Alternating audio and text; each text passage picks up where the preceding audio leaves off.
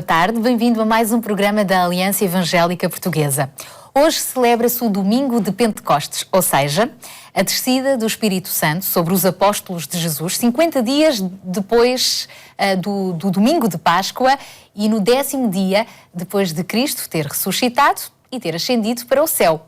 O certo é que esta descida do Espírito Santo foi de tal forma marcante que foi ali que nasceu também a Igreja. De resto, encontramos todo este relato bíblico no livro de Atos, no capítulo 2. Foi o cumprimento da promessa de Jesus de que nos enviaria o seu Espírito Santo para nos consolar, encorajar e habitar no coração de todos os que nele creem.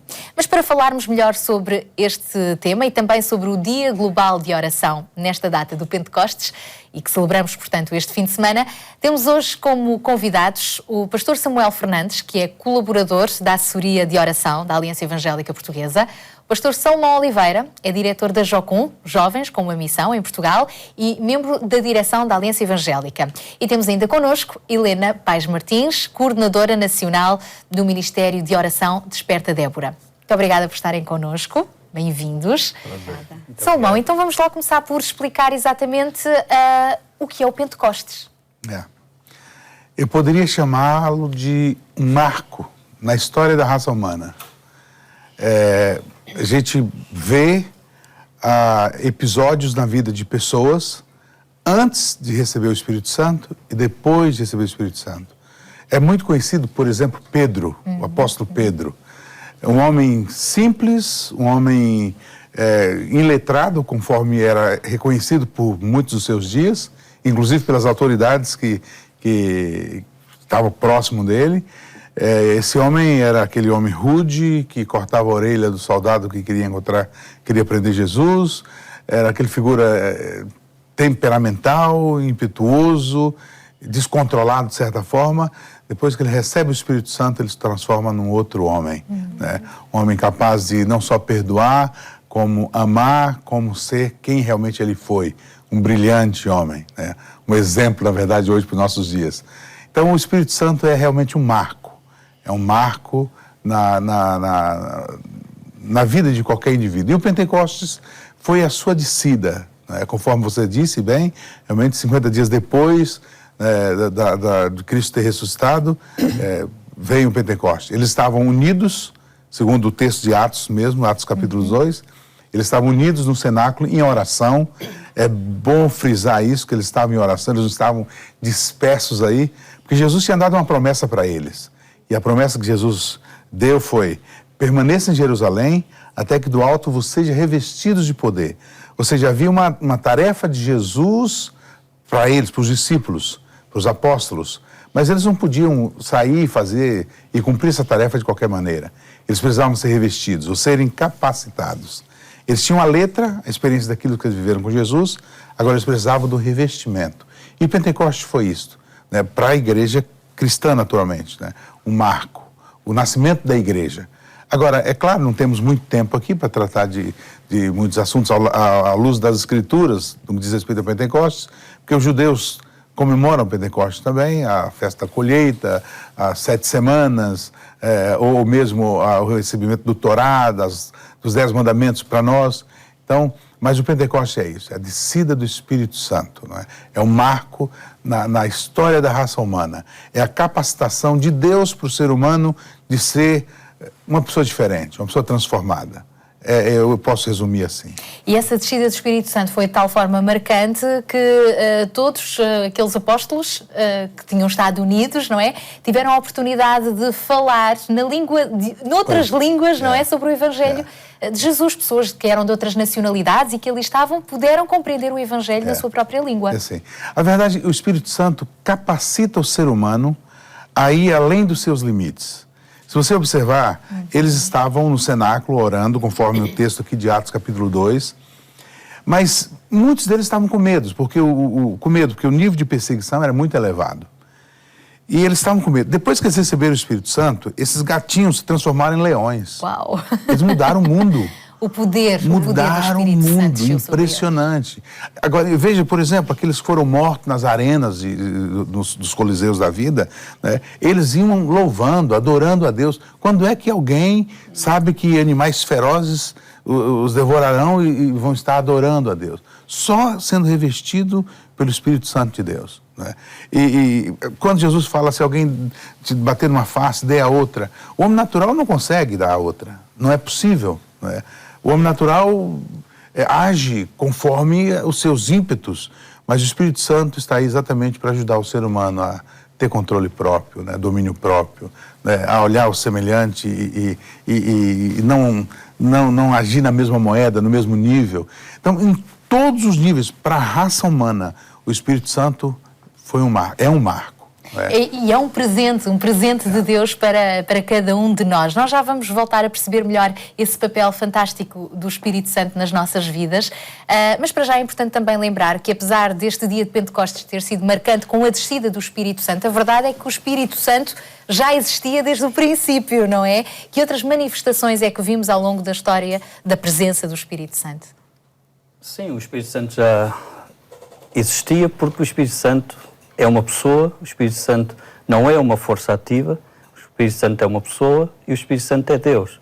Deus é um Deus trino, Pai, Filho e o Espírito Santo. Ou seja, o Espírito Santo é uma pessoa e logo na criação o Espírito Santo está ativo. A Bíblia fala que o Espírito de Deus se movia sobre as águas. Ou seja, o Espírito Santo sempre esteve ativo desde o início da criação e na humanidade. Lembro-me a nível histórico e a nível bíblico do Antigo Testamento, que o Espírito Santo vinha sobre pessoas, vinha sobre os sacerdotes, vinha sobre profetas. Lembro o caso de Eliseu, o caso de Elias, em que o Espírito Santo os revestia de poder, lhes dava revelação, profecias que eram transmitidas depois ao povo. Um dos episódios que eu posso também relembrar, porque o Espírito Santo vinha também sobre os reis eram ungidos. A Bíblia diz que o primeiro rei de Israel, Saul, diz que o Espírito Santo veio sobre ele, se apoderou dele de tal forma que ele foi mudado em outra pessoa. Então, um dos fatores importantes da pessoa do Espírito Santo da nossa vida é mudar-nos em outras pessoas, sermos pessoas diferentes, revestidas não só de poder, mas também há uma mudança interior na nossa vida. Logo o rei que vem a seguir, Davi, diz que ele foi ungido rei, o Espírito Santo veio sobre ele e, por vezes, o Espírito Santo o revestia de tal forma que quando um leão, quando um urso veio para roubar uma das suas ovelhas, quando ele estava no campo, o Espírito Santo o revestiu de tal força, tal poder, que ele matou esse leão e esse urso, como mais tarde também o rei dos filisteus, Golias. Mas houve um episódio na vida dele em que ele pecou contra Deus, ele adulterou, ele mandou matar alguém, e isso são pecados contra Deus. E o Espírito Santo usou um profeta para ir até Davi e para lhe dar uma mensagem da parte de Deus, que aquilo que ele estava fazendo e cometendo era errado e que ele precisava de se arrepender. Contou-lhe uma história e ele ficou impressionado com a história, sem se aperceber que o profeta Natã estava a contar a própria história de Davi. E quando ele se apercebeu, caiu em si. E isto é trabalho também do Espírito Santo na vida das pessoas, na nossa vida. Então, quando ele cai em si, ele cria depois um cântico em que diz: cria em mim, ó Deus, um coração puro. Não me lances fora da tua presença. E depois diz algo muito importante nesta base do Espírito Santo: Deus, não retires de mim o teu Espírito Santo. Ou seja, quando ele pensa em tudo isto e pensa na possibilidade de perder a presença do Espírito Santo na sua vida, ele fica muito preocupado e diz: isto não pode acontecer, isto não pode ser desta forma. Então o desejo dele é: posso ficar sem muitas coisas, mas sem a presença do Espírito Santo, isso não. Então, aqui nós compreendemos que é imprescindível a pessoa e a presença do Espírito Santo na nossa vida. O Espírito Santo que também desceu sobre Jesus sob a forma de uma pomba, não é? Quando ele foi batizado. No fundo, o Espírito de Deus que está presente. E antes de Jesus seguir para a cruz e morrer, ele teve uma conversa com os discípulos e explicou-lhes precisamente sobre isso. No Evangelho de João, podemos ler bastante sobre isso no capítulo 16, a dada altura, Jesus disse assim: quando vier, porém, o Espírito da verdade, ele vos guiará a toda a verdade e vos manifestará, portanto, toda a verdade. É ele que nos vai consolar, convencer do pecado, da justiça e tudo mais. Helena, como é que podemos então, em primeiro lugar, convidar o Espírito Santo a morar dentro do nosso coração, receber este presente que Jesus anunciou, e como é que ele de facto na nossa vida nos convence da injustiça, do pecado e nos guia? É verdade, o Espírito Santo faz isso em nós, e quando nós aceitamos Jesus como nosso Salvador, quando nós convidamos Jesus a entrar na nossa vida, abrimos a porta, como tantas vezes dizemos, não é? E permitimos que Ele entre. Uma das promessas que nós temos é que o Espírito Santo vem habitar em nós. É algo que nós não conseguimos abarcar completamente, mas é uma verdade, é uma realidade, e o Espírito Santo mostra, revela ao nosso Espírito que isso é assim, que aconteceu. Entramos num novo estatuto, passamos a ser filhos de Deus. Como filhos podemos ter uma relação direta com o Pai, podemos conversar com Ele, podemos dialogar, podemos ouvi-lo, não é? Obter respostas da parte de Deus, e tudo isso é obra do Espírito Santo em nós. E o facto de nós termos o Espírito Santo é nós darmos essa sensibilidade maior, precisamente para aquilo que não agrada a Deus, daí Ele nos convencer do pecado. Não apenas para a salvação. Nós temos que compreender que somos pecadores. Há muita gente que diz: não, mas eu não sou pecadora, eu nunca fiz isto, eu nunca fiz aquilo, não é? Mas o Espírito Santo depois mostra-nos que nós, na verdade, fazemos muita coisa que não agrada a Deus. A nossa tendência natural, em algum momento, em algumas situações, não é? E o Espírito Santo é que nos convence disso. Convence-nos precisamente do pecado, convence-nos da justiça e do juízo, que nós podemos, na verdade, incorrer em coisas que não são do agrado de Deus, que terão as suas consequências, mas que nós podemos sempre, pela ação do Espírito Santo, voltar a Deus e voltar à comunhão com Ele. E o facto dele habitar, eu penso muitas vezes, para mim é precioso pensar, que não apenas o Espírito Santo habita em mim, mas que eu fui selada com o Espírito Santo da promessa. Isso é alguma coisa que me dá um prazer enorme, pensar nisso. Eu tenho o comprovativo na minha vida de que eu pertenço a Deus. Mas quais são esses efeitos? O que é que quer dizer essa afirmação que nós encontramos na Bíblia, que é: somos selados pelo Espírito Santo? É uma segurança muito grande. É a segurança não só da nossa filiação em Deus, de que somos filhos de Deus, mas é a segurança de que cada dia, em cada momento, Ele está connosco, Ele protege a nossa vida, Ele orienta-nos. É a certeza de que Deus, no seu amor e na sua graça, tem um plano perfeito para nós. E nós então aceitamos essa verdade. Porque o nosso discernimento é limitado, muito inteligentes que nós sejamos. Deus é o único que é onisciente. E então podermos render-nos a esse Deus, podemos entregar-nos a esse Deus e deixar que o Espírito Santo nos dirija em todas as coisas, é libertador. É libertador. Dá uma segurança e uma liberdade enorme. Deixamos de estar escravos do medo, das nossas fraquezas e livres na presença de Deus. Exatamente, dos nossos anseios e tudo isso que, na verdade, normalmente cada um de nós passa e sofre, mas há aquele momento em que nós dizemos: ok, não estou aqui para preocupar-me com isto, porque Deus tem isto cuidado. E o Espírito Santo orienta nas decisões, nas posturas que nós devemos ter. Ele está lá. E é bom contar com Ele, não é assim? E depois não apenas isso, outra coisa que o Espírito Santo faz, que eu acho que é extraordinário, e que nós precisamos de ir descobrindo mais e mais, é que Ele intercede por nós com gemidos inexprimíveis. Entender esta passagem, eu acho que não sei se consigo entendê-la completamente, mas vivê-la, saber que o Espírito Santo me ama tanto, que quer que em mim se cumpra o plano de Deus, que quando me vê a afastar, a rodear, Ele me desperta. E este sentimento, esta ideia de que ele intercede, que Ele ora por mim, com gemidos, a dor que o Espírito Santo sente quando me vê aquém do projeto de Deus. Isso é algo de maravilhoso, é pensar no plano de Deus perfeito. Jesus enviou o Consolador. Ele disse: é preciso que eu vá para que Ele venha. Ele continua a sua missão hoje na nossa vida, no nosso dia-a-dia. É verdade, não estamos sozinhos. O Espírito Santo de Deus está connosco. A ideia de identidade também. Estava te ouvir aqui, Helena. É impressionante. Lembra quando Jesus está sendo batizado?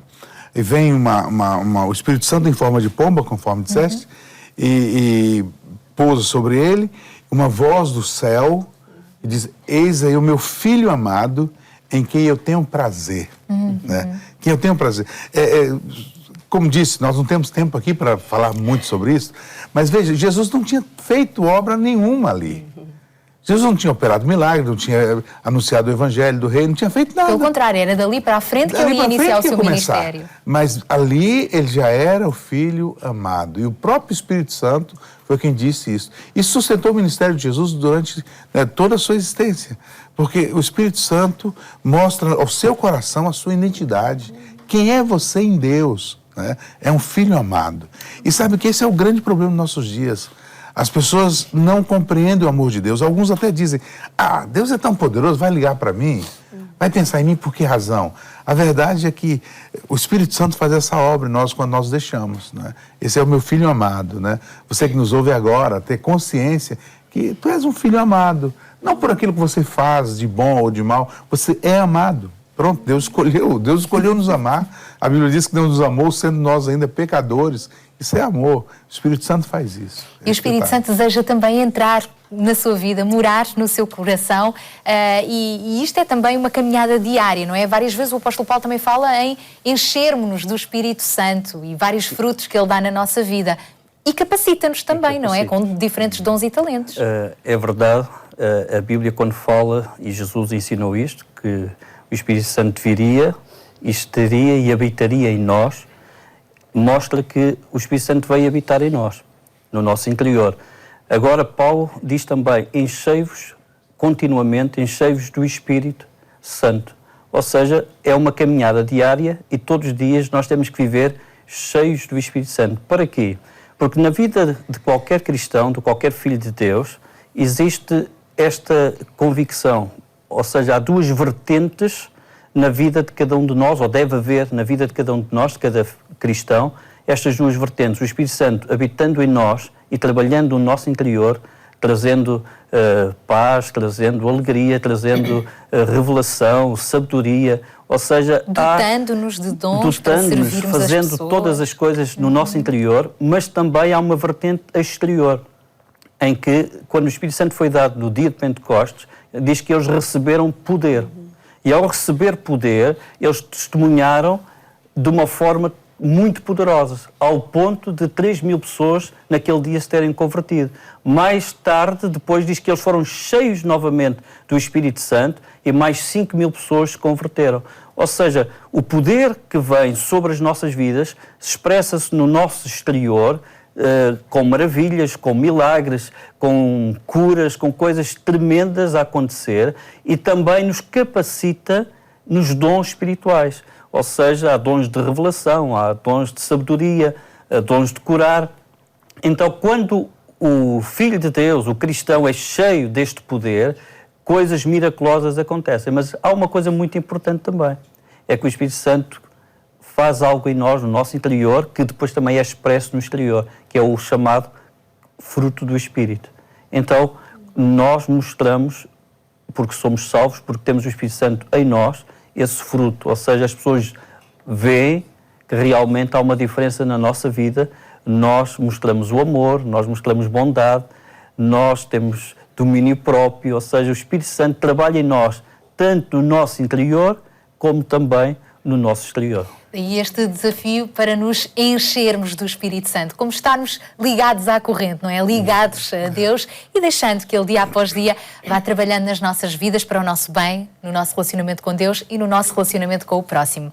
É interessante que este marco, este dia de Pentecostes, também deu origem, mais recentemente, ao chamado Dia Global de Oração, que estamos, portanto, a viver neste fim de semana em todo o mundo, não é? Quer-nos também falar um pouco sobre isso?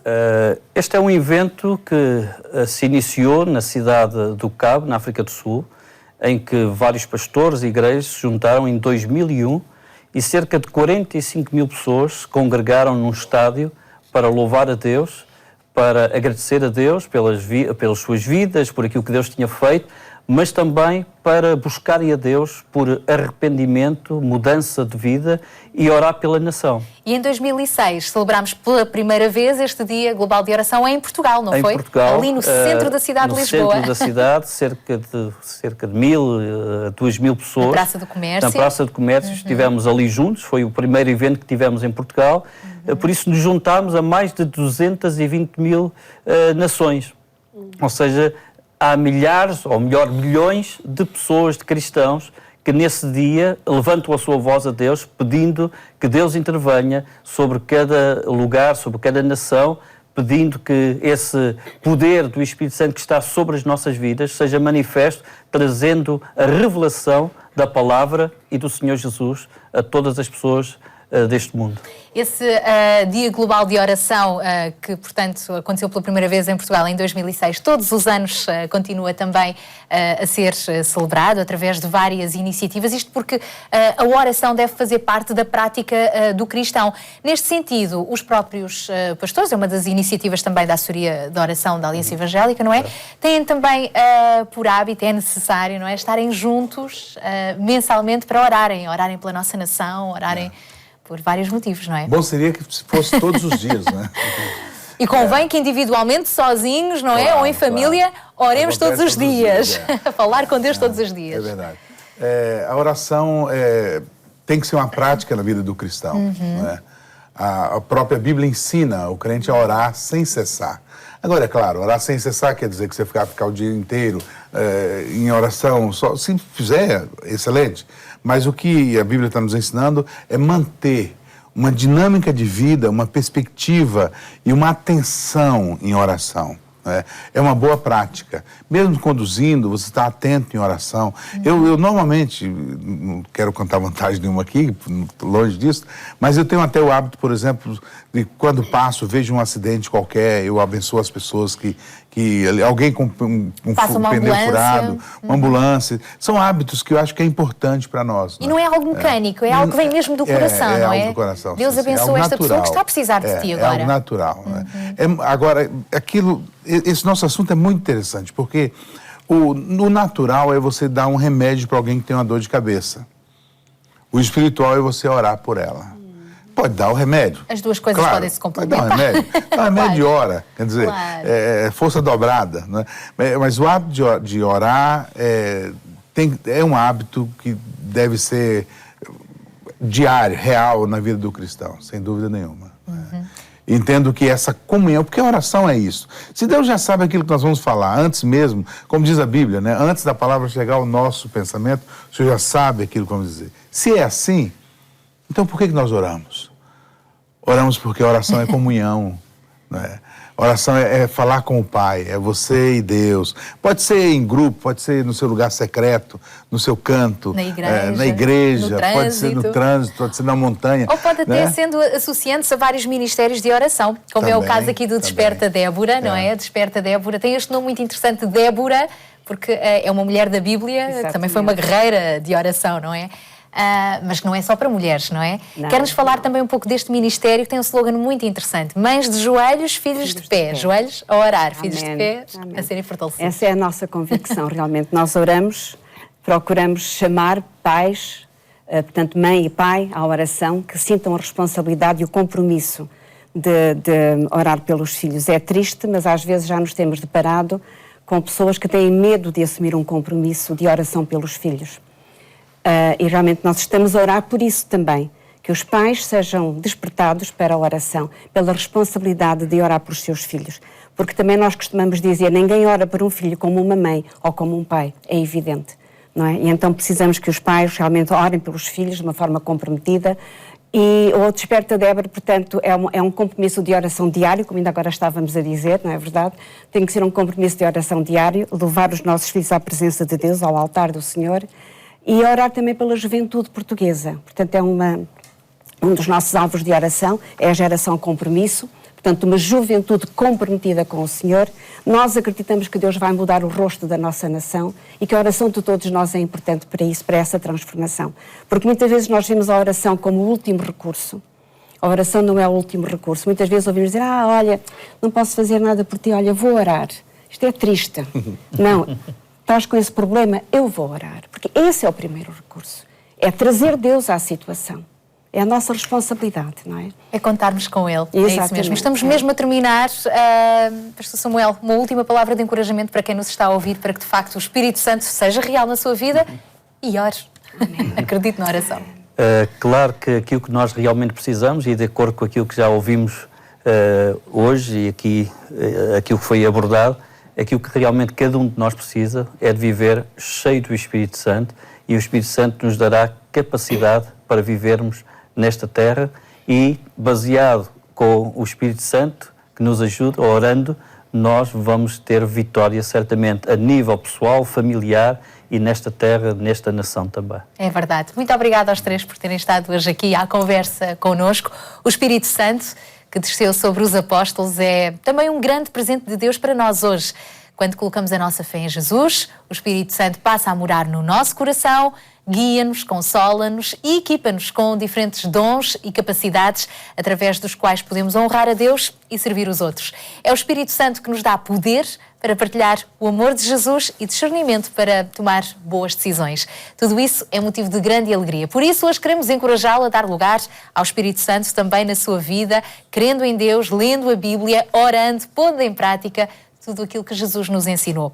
A propósito, fica o convite para se juntar a nós na Igreja Evangélica mais próxima de si, onde certamente há também ministérios, irmãos que poderão orar por si, e hoje queremos também oferecer-lhe um devocional para o acompanhar nas leituras bíblicas diárias. Para o receber, contacte-nos, visite o nosso site, a nossa página no Facebook, e nós voltamos a estar consigo na próxima terça-feira, às 3 da tarde, aqui na RTP2, terça-feira também, mas à noite na Antena 1. Bom domingo e até lá, se Deus quiser.